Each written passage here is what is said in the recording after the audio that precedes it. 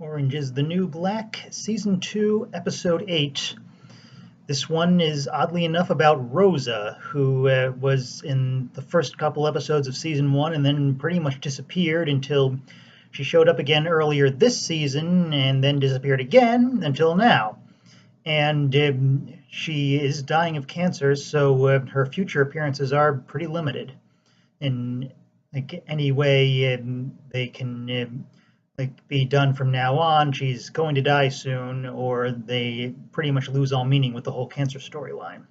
So I'm guessing she is going to die by the end of the season. But for now, we get to see her form this odd friendship with the kid who's next to her in cancer treatment, which we saw in her last episode. They didn't get along at all, and now they do. And it seems like there's kind of the middle of the story missing there. Like she should have shown up at least once between these two episodes, and just let us see them starting to get along because but catch up with them now and they're already able to plan heists together and stuff. They're that comfortable with each other, and it's nice to see the story. I just do wish there was more of it, but at least we do get a good ending here because the kid's cancer is starting to go away, so at least we can feel good about that.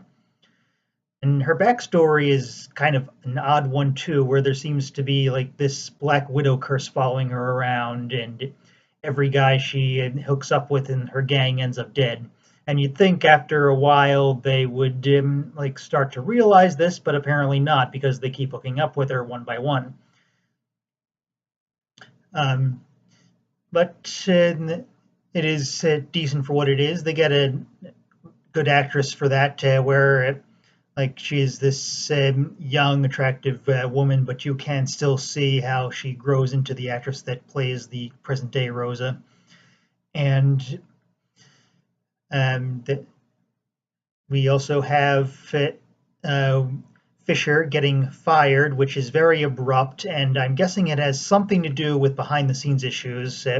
Either the actress had other things she had to do, or she wanted to be paid more, or whatever, and she just got kicked off the show that way because it really does feel like an unnatural story move. And even though it does lead to the return of Mendez at the end, I am guessing that this is not how they intended to do it, because it just doesn't feel natural at all that Caputo would suddenly fire her for that, even with the whole thing that's been building up about him getting frustrated that she wouldn't put out for him, basically, which really does not paint him in the best light, and I'm hoping that's not what we're supposed to take from that.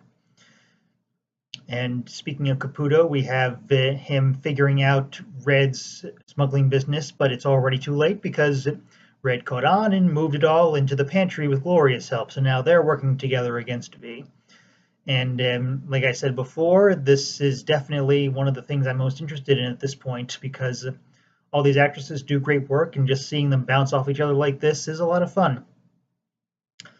And of course, we can't have an episode without Piper doing something, so the payoff comes to her quest for a furlough, and she gets it, but it's too late because her grandmother's already dead, and boy, was that predictable.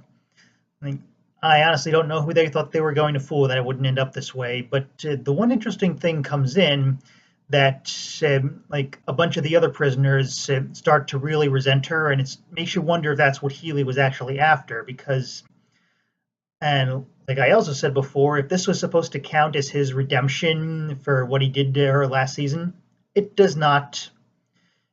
He has way more to do before he's redeemed himself to me. And maybe that's still coming, but I kind of doubt it because of the way these scenes are played. And there you have lots more set up there. If any of her Piper's family is going to be on her case about this now, and but it's just not as interesting as pretty much anything else going on. It never has been, which is why I've never really talked about it before. And I just brought it up this time because it is the end of the storyline, and so I figured I kind of had to. But everything else on the show is pretty much more interesting than Piper right now, and I get the feeling we're supposed to think that way because like the increased like attention on the secondary characters of the season.